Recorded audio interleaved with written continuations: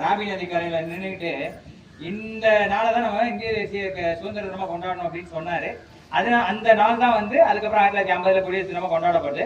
ஆனா அந்த ராபி நதிக்கரையும் அந்த லாகூரும் நம்மகிட்ட இன்னைக்கு இல்ல. அது எங்க போச்சு? பாகிஸ்தானுக்கு போயாச்சு. ஓகேயா? இப்ப அடுத்த விஷயம் என்ன அப்படின்னு பாத்தீங்கன்னா, இந்திய அரசியலமைப்புடைய முகப்புரையில சொல்லப்பட்டிருக்குது.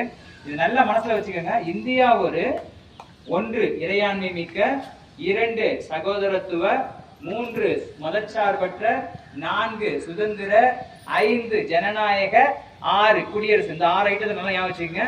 இறையாண்மை மிக்க சொல்லுங்க, சமதர்ம, மதச்சார்பற்ற, ஜனநாயக, சுதந்திர, ஜனநாயக, குடியரசு. இதுதான் இந்திய அரசியலமைப்பு சட்டத்துல முகப்புரையில இருக்கு. இந்த 6 விஷயங்கள். இதை மாத்தி கூட சொல்லக்கூடாது. மேபி இது வந்து அரசியலமைப்பு அரசியல் அறிவியல் வந்து 2 மார்க்கு கேள்வியா கூட வரலாம். இந்த வரிசையை மாற்றக்கூடாது. ஆனால் இந்த 2 நடுவில் இருக்கு பாருங்க. 2வது என்ன இருக்கு? சமதர்ம. 3வது என்ன இருக்கு? மதச்சார்பற்ற. இருக்கா? 2 இருக்கா? இந்த 2ஐயும் மாத்துறதுக்கு ரொம்ப நாளா துடிச்சிட்டு இருக்காங்க. எதிர்காலத்தில் அது நடக்கலாம்.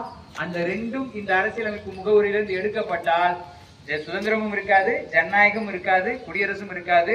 எனவே உங்கள் வாழ்நாளில் அரசியலமைப்பு சட்டத்தில் இந்த சமதர்ம, மதச்சார்பற்ற என்ற 2 சொற்கள் என்று அகற்றப்படுகிறது என்று கேள்விப்படுகிறோ அன்று வீதிக்கு வந்து போராடுங்கள் என் அன்பு செல்வங்களே. நன்றி. நன்றி சார். இப்பொழுது நன்றிகளை கூறுவதற்காக நம் பள்ளியின் ஆங்கில முதுநிலை ஆசிரியரும் பள்ளியின் துணை முதல்வருமான திருமதி கலைச்செல்வி டீச்சரை அன்போடு அழைக்கிறோம்.